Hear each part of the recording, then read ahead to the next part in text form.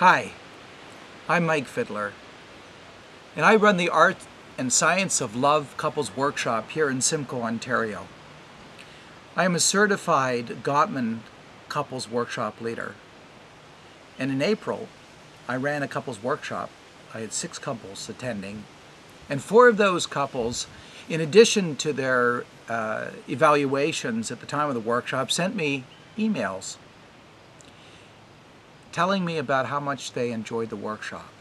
And what I'd like to do is to tell you about one of those emails that was sent to me by Bob and Sue. Bob and Sue is not their real name. They did give me permission, though, to share their email with you. So here we go.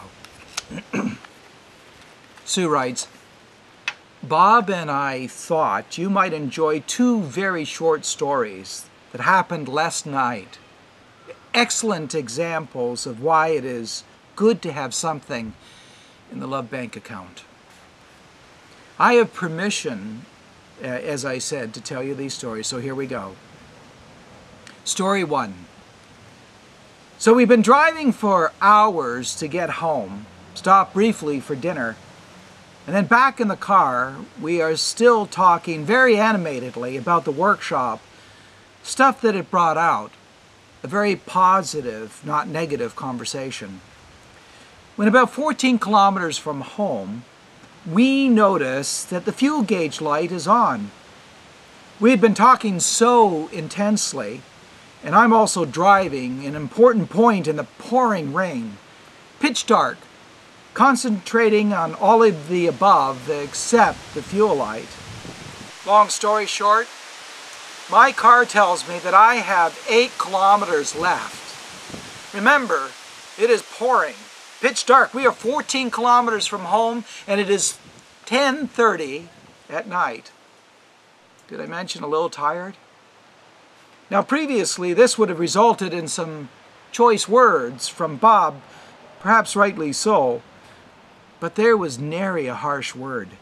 More of a bonding together to handle the situation of trying to make it home before we ran out.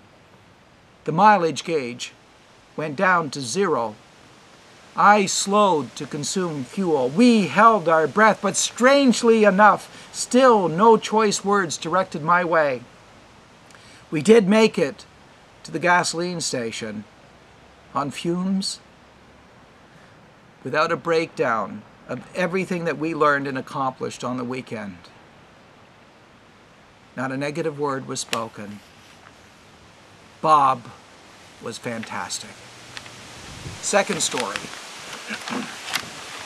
Arriving home shortly after this same cold, wet, miserable weather night, we arrived to discover that my dear husband had turned off the furnace for the weekend.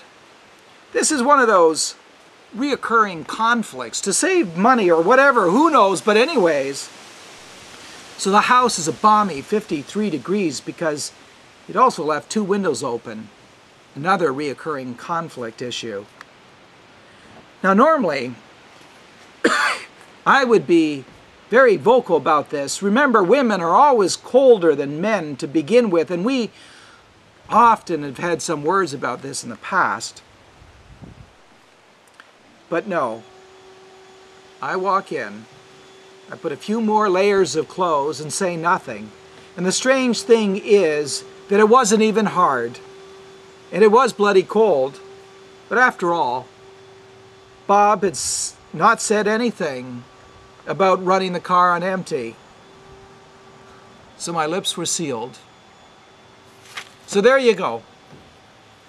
2 short stories, real life stories that illustrate the power of having something in the emotional bank account, and how when a couple's feeling connected, they can overcome each other's shortcomings with ease. I hope you enjoyed these anecdotes.